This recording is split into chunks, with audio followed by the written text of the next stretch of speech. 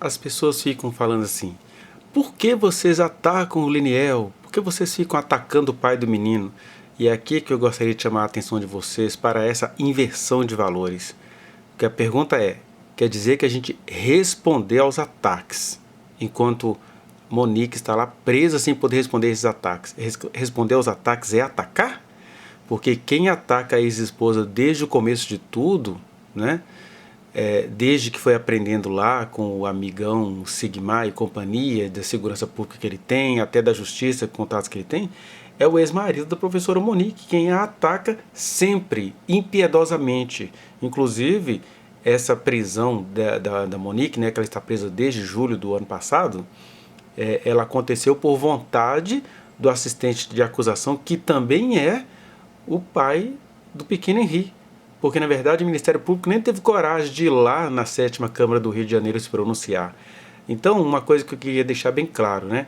Que nós não estamos atacando o Leniel, nós estamos apenas respondendo aos seus constantes ataques, que são ataques baseados em mentiras que ele inventa, em calúnias terríveis, né? Porque ele está se encobrindo ao fazer essas calúnias. Então, eu gostaria que vocês compreendessem isso. Sabemos que Leniel perdeu o filho, mas o fato de ele ter perdido um filho não dá a ele o direito de atacar a mãe do Henrique, que também perdeu o menino e está sendo julgada pela opinião pública. Aliás, quem faz a opinião pública julgar erroneamente a professora Monique é o seu ex-marido. Então, como ele promove esses constantes ataques, nós, seus apoiadores, não temos outra saída a não ser responder à altura desses ataques, né? Então, você vai ver agora como a Câmara, 7ª Câmara dos Desembargadores do Rio de Janeiro, confirma o que estamos dizendo aqui, que o pai cometeu crimes até piores do que aqueles que ele acusa a ex-esposa. Preste atenção nisso aqui agora. Gente, falando de forma bem objetiva, o que vocês estão vendo aí é um trecho da transmissão do julgamento, né, da 7ª Câmara de Desembargadores do Rio de Janeiro, onde o desembargador relator vai dizer, você vai ouvir daqui a pouquinho, a gente vai ouvir o trecho, depois a gente vai voltar para analisar ponto por ponto o que ele está falando. O desembargador relator vai dizer que ele vislumbra, sim, cometimento de omissões por parte do pai do Henri, ou seja, o pai do Henri está acusando a Monique de coisas que ele também cometeu, mas que por motivos que a gente ainda desconhece, o Ministério Público não o quis denunciar.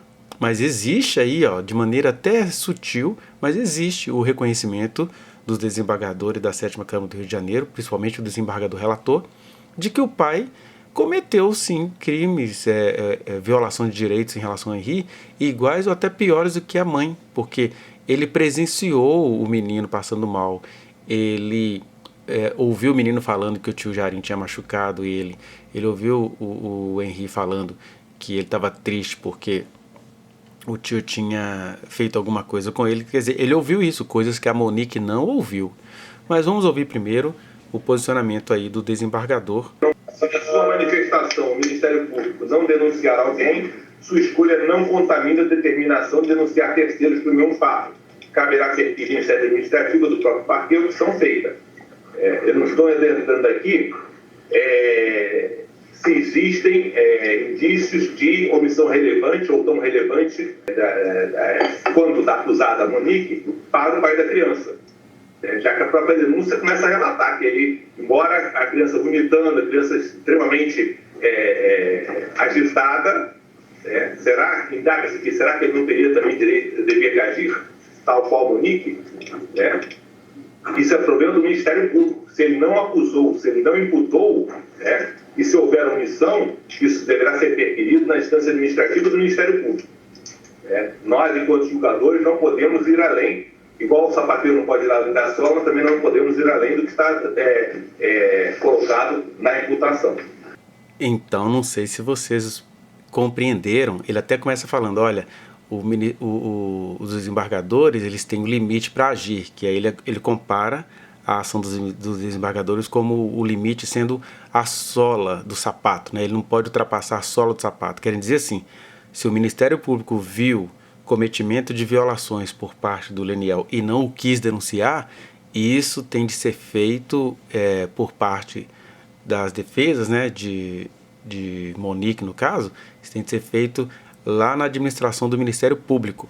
Se você não entendeu isso, volte, é um pequeno trecho, é um trecho aí de no máximo 2 minutos, onde os desembargadores, quem está falando aí é o desembargador relator, dizendo que de fato ele vê cometimento de omissões, né? Ou seja, o ex-marido da professora fica acusando ela de ter se omitido, que ela promoveu a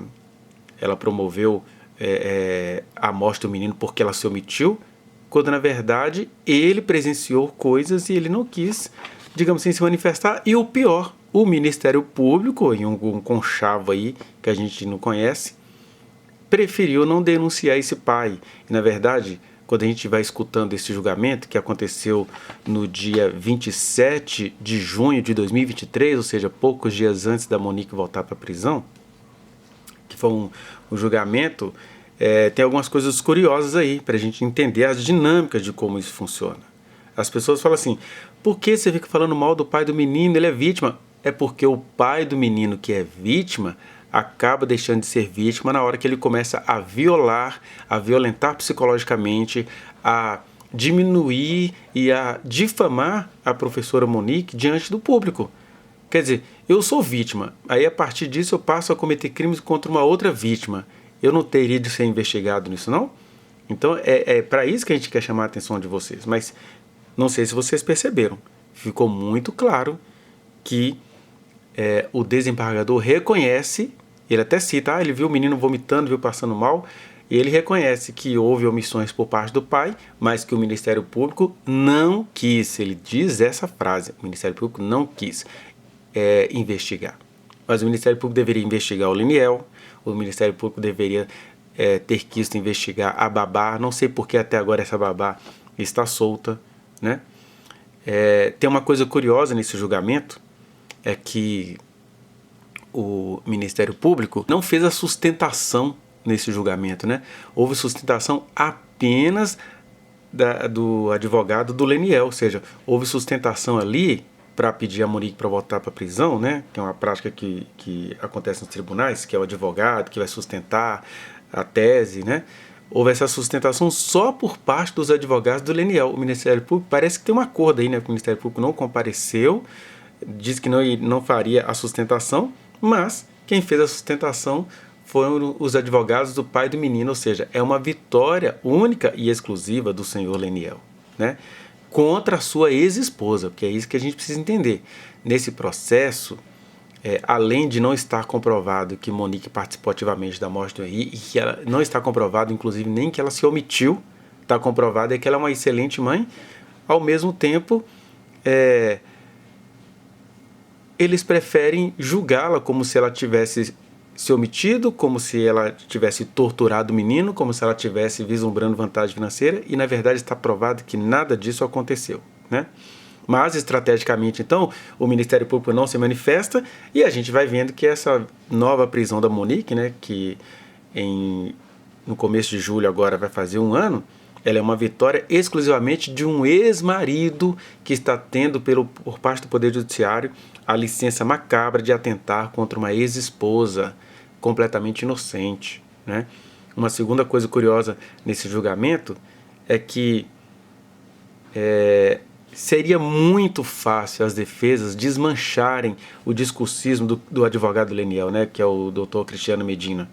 Que ele chega e fala assim, o menino gritou por horas, essa mãe torturou. Isso é uma grande mentira, porque nem no processo existe isso. Na verdade, o que a juíza mostrou é que nos 3 episódios, né, quais foram os episódios? Teve um episódio que ela saiu de manhã para fazer as suas atividades físicas, mas ela deixou o menino em casa com a babá. Aí a babá fala que não iria contar aquilo para ela, né? Ela fala isso para o parente. O outro episódio onde a Monique estava na cozinha fazendo alguma coisa, tanto para o Henri quanto para o Jário, e a menina fala assim, mãe, o tio Jarim me deu uma banda, uma moca. Aí ela vai lá e conversa com os dois, aí o Jarim faz ela parecer louca, porque ele fala, que tem? Eu também brinco assim com os meus filhos. Ela, mas com meu filho você não vai brincar assim. Mas naquele contexto ela não entendeu que se tratava de um maltrato, de uma violência, e ficou tudo resolvido ali. Ela fez o Jairo pedir desculpa ao menino, mas olha só, ela não estava no momento em que o menino tomou um cocão, né? Uma banda e uma moca. E no outro episódio, onde ela estava no salão, como qualquer mulher e mãe que tem filhos, tem algum momento para se arrumar, eles estavam programando uma viagem, aí, primeiramente, o menino fala com a babá que ele caiu da cama, aí 2 horas depois é que o menino vai falar que aconteceu alguma coisa, aí sim a Monique volta correndo para casa. Ela não demorou nem 30 minutos para chegar em casa, e mesmo assim essa demora de mais de 20 minutos só aconteceu porque o trânsito estava engarrafado, né? E aí, a juíza vai dizer, nestes 3 episódios, ela não estava no local, e o Jairo sabia disso, ele programava isso, né? Então, o que as pessoas precisam entender é que uma mãe, mesmo sendo cuidadosa, qual é o cuidado da Monique nesses 3 episódios? É que ela saiu e deixou o filho aos cuidados da babá, e a babá não informava para ela as coisas de maneira clara, não. Porque você só mandar um vídeo e falar, Monique, deixa eu te contar uma coisa, eu conheço a história dessa família, ela não ajudou a mãe, e como consequência ela não ajudou o clientezinho dela, que era o Henrique, precisava muito que ela intercedesse por ele, até mesmo junto à mãe, né, que não tinha como saber o que estava acontecendo. Aí acho engraçado nada, trágico na verdade, que o desembargador ele fala isso, né, eles praticamente anulam a pronúncia da juíza, porque na pronúncia a juíza havia absolvido sumariamente a Monique dos crimes de tortura, dos crimes de coação de testemunha, do crime de falsidade ideológica. Aí ele fala assim, eu vi uma contradição na pronúncia da juíza. Que contradição que o desembargador vê? Ele vai falar assim, é porque numa parte a juíza diz, e ela diz isso, né? Que para ela ficou muito claro que a Monique é sim a mãe cuidadosa de quem as testemunhas foram falar. Aí ele fala assim, mas engraçado, que a juíza fala que a Monique era mãe cuidadosa, mas em outro lugar ela fala que a mãe não estava nos 3 momentos dos maus tratos. Aí ele entende então que se uma mãe não estava nos 3 momentos dos maus tratos, momentos isolados, né, em média 15 dias entre um momento e outro, ele entende que ela não era cuidadosa. Gente, toda mãe precisa se ausentar do filho. Aliás, a maioria das mães que nos assistem agora, que nos escutam, a maioria das mães que nos assistem, nos escutam neste momento, sabem que elas precisam se ausentar. E aí o que uma mãe que precisa se ausentar, mas é presente, faz? No caso da professora Monique, ela deixava o filho dela sob os cuidados da babá. Como é que o desembargador interpreta isso como, ela não era uma mãe tão cuidadosa assim? Que é isso? Foram 3 momentos isolados. No primeiro, ela foi fazer as atividades físicas dela, que toda mulher e mãe tem direito de fazer, mas ela deixou os filhos sob os cuidados da babá, que recebia para cuidar do filho dela. Segundo, ela estava no salão e ela deixou os filhos sob o cuidado da babá, que estava informando para ela de forma truncada, né? Ainda falando para ela, não, tudo bem, pode ficar aí, não precisa vir agora não. Ela dizia isso, né? E num outro momento, a Monique estava em casa e resolveu o problema do jeito que ela conseguia resolver, porque ela não tinha visto a banda e a moca, né? Mas aí ela fez o Jairo pedir perdão ao filho dela. Então, a juíza tem razão. Isso tudo são práticas de uma mãe cuidadosa, que foi traída pela própria funcionária a qual ela pagava um salário considerável, né? E a funcionária vai lá mentir. E aí os próprios desembargadores narram, né, que a babá mente várias vezes, mas não entendemos por que essa babá não está presa. Porque se é para Monique estar presa porque ela não era deusa para ficar vendo o que estava acontecendo na ausência dela, e ao mesmo tempo era uma ausência com quem ela deixava os filhos sob os cuidados da babá, por que então a babá que mentiu tanto contra a ex-patroa e o próprio Leniel, que ouviu coisas do menino, não estão presos, não estão nem sequer investigados? Essa é a pergunta que fica. E se você não entendeu isso, que o desembargador está dizendo que o Leniel de fato cometeu as omissões e que o Ministério Público não quis investigar, volte lá no trechinho do vídeo, né, que eu deixei aqui, e escute com suas próprias com sua própria percepção, com sua própria audição, que você vai ouvir o desembargador dizendo isso. Ainda diz assim, que cabe à defesa da Monique e à administração do Ministério Público fazer esse questionamento, né? E que o limite dos desembargadores, como o nosso limite é a sola do sapato, o limite deles é não investigar quem o Ministério Público não quis investigar, mas mostra-se aí, digamos assim, um dolo, né? O Ministério Público não quis investigar o pai, que foi mais omisso do que a mãe, que ele tanto acusa. E aí a gente começa a entender o estrategismo do Leniel em viver difamando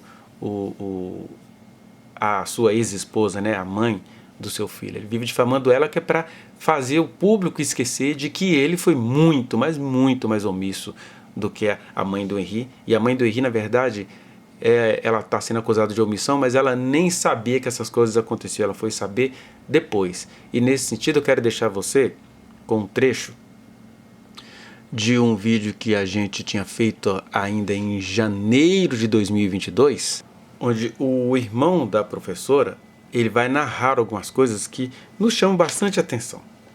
Acompanhe comigo que eu vou interrompendo para te dizer algumas coisas, mas isso tudo mostra o quê? Que o pai do menino precisa, ele não precisava não, ele precisa ser investigado, porque tem algumas coisas muito instigantes que eu vou comentando aqui com você.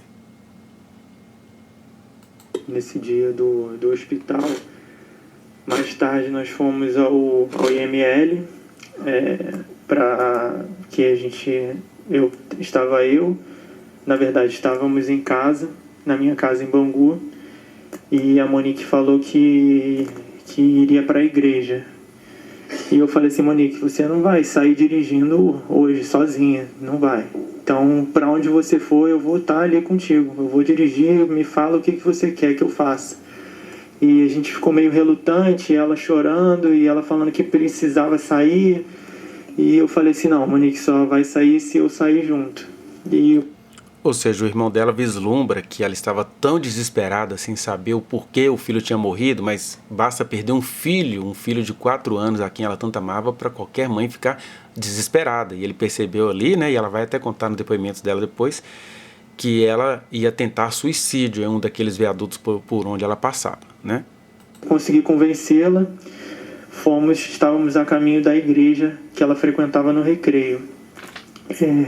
Em certo momento, o Leniel liga, falando que estava no IML, que tinha alguma coisa estranha com o laudo do Henri. E a Monique falou assim: tem alguma coisa estranha? Então eu estou indo para aí agora. Veja como a Monique não se omitiu nem mesmo a partir das primeiras acusações. Primeiro que ela não tinha como acreditar naquelas acusações, né? Porque ela jamais imaginaria que o companheiro dela iria atentar contra o filho dela, né? O então companheiro, que era o senhor Jairo. E segundo, que ela pensava que o filho tinha morrido por hipersensibilidades, porque ela vai dizer, por exemplo, que na noite em que o menino veio a falecer, ele falou: mamãe, eu vou cuidar de você, algo do tipo, né?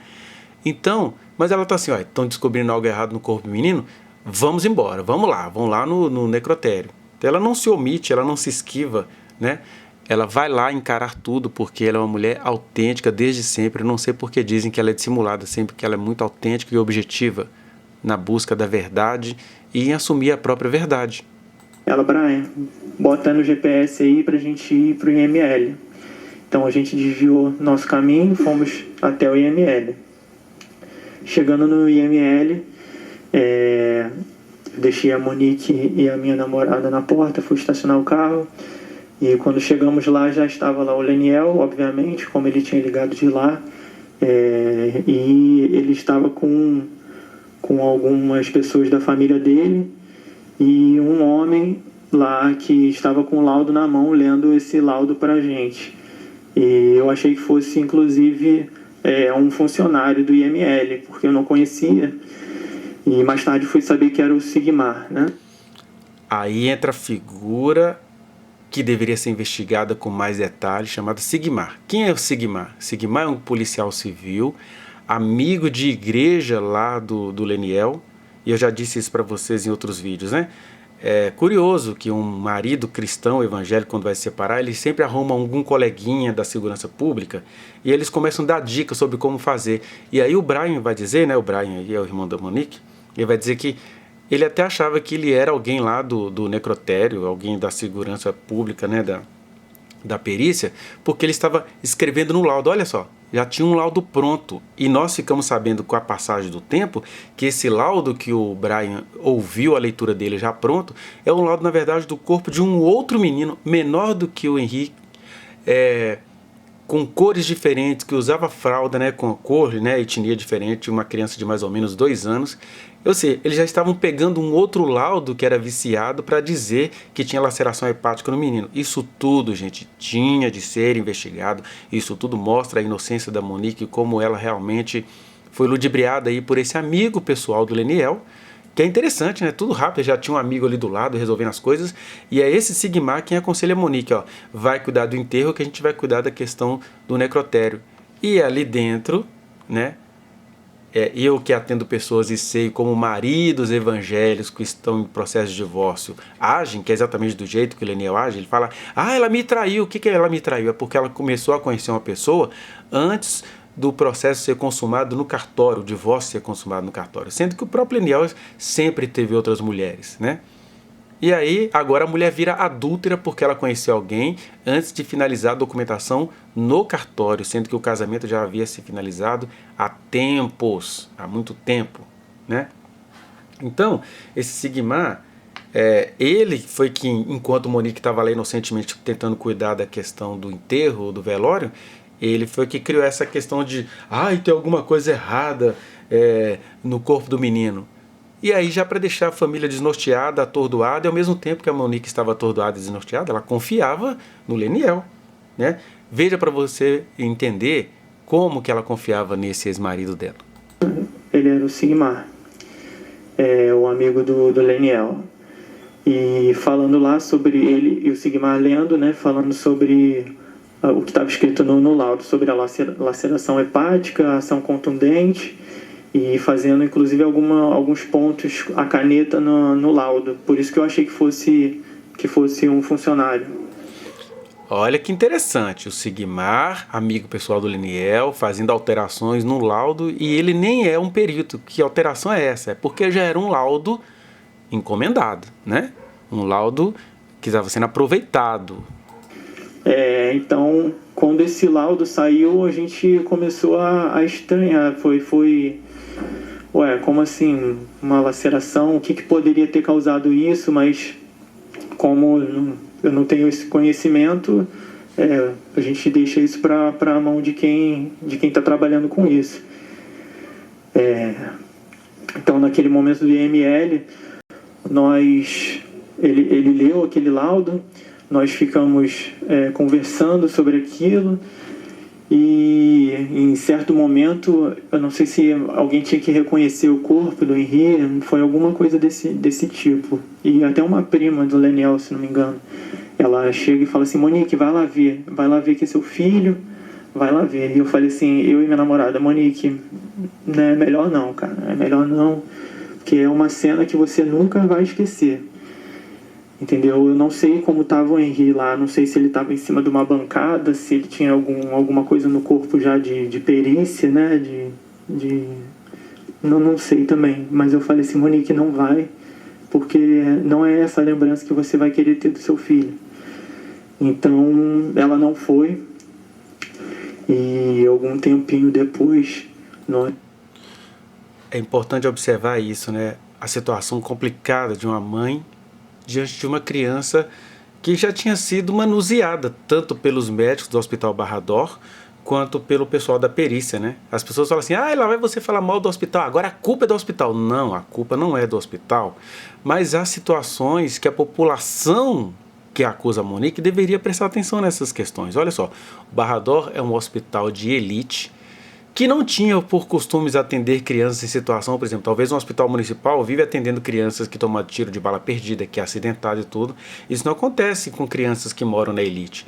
Aí de repente chega aquela criança morta ou em PCR, né?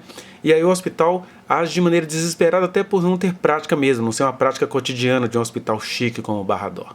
E aí as pessoas ficam lá 2 horas tentando a ressuscitação, né, tentando manipular o corpo do menino para que ele voltasse à vida, e isso em si mesmo já machuca o corpo do menino, e a Monique está completamente na sua razão quando ela diz o que os laudos mostram, quando estou mostrando a verdade, mostra o que aconteceu com o meu filho no hospital. Não mostra como ele chegou ao hospital. Ele não chegou ao hospital com esse tanto de laceração, né? Aliás, essa laceração já vem aí, conforme a gente acabou de ver, né? De alguma manipulação do senhor Sigmar.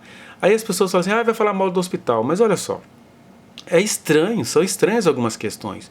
O hospital, ele desperdiça, né, extravia as filmagens que poderiam comprovar o que a Monique estava falando. O hospital, ele realmente não sabe como agir, a gente não sabe nem dizer se foram realmente médicas que atenderam o menino, se foram enfermeiras ali tentando fazer alguma coisa do jeito que podiam. O que se sabe é que o menino teve o pulmão ferido nos procedimentos do hospital, né, o que pode provocar a morte também. Mas enfim, seja como for, está claríssimo que a Monique estava em casa adormecida e foi acordada com seu filho já morto pelo seu então companheiro. Então, não adianta a gente defender o hospital e ao mesmo tempo acusar a Monique, defender o pai e ao mesmo tempo acusar a mãe. Se é para defender o hospital, se é para defender o pai, se é para defender a babá, por que a gente não, as pessoas, né, que não compreendem a situação da Monique, porque elas têm essa necessidade de culpabilizar a Monique, né? E aí os familiares dela, no caso o Brian e uma prima, né, do Leniel, aconselham ela a não verem o corpo do menino, porque se de um lado aquilo traria um benefício a ela, para falar assim, não, meu filho não estava desse jeito. Por outro lado, nenhuma mãe, nenhuma pessoa que tem um mínimo de senso iria querer ver o corpo do filho pior do que ela já tinha visto antes, né? É isso que as pessoas não conseguem entender. Mas ela foi aconselhada tanto pelo irmão quanto pela prima do Leniel de não entrar nessa coisa que seria traumática para ela, né? Nós decidimos ir embora todos juntos, né? Inclusive o Leniel e as pessoas que estavam com ele. Naquele momento o Leniel ele não se encontrava reativo em relação a Monique, nem a mim, nem a minha namorada que estava junto comigo. Tanto que ele abraçou Monique, os dois choraram juntos. Lá no IML. No IML. A minha namorada deu um abraço nele também, falou algumas palavras para confortá-lo. Olha que interessante. No IML, o Leniel age com muito carinho em relação à professora, porque ali não estava constada nenhuma suspeita de má-fé da parte dela, né? Aí com o tempo, né, que ele vai se cercando de advogados, e aí ele vai recebendo dica de advogado, falando, olha, você precisa acusar essa mulher, porque se resolverem pensar um pouquinho, você sabia mais coisas do que o menino estava sofrendo do que a sua ex-esposa. Então ele começa aí a atentar contra ela, começa a atacá-la, e aí quando a gente vem desmentir esses ataques, vocês dizem que nós é que estamos atacando, mas na verdade, quem está atacando covardemente, por que covardemente? Porque ele trata de fazê-la ficar presa para ela não poder desmenti-lo nas mentiras sórdidas que ele tem falado aqui fora. Preste atenção nisso.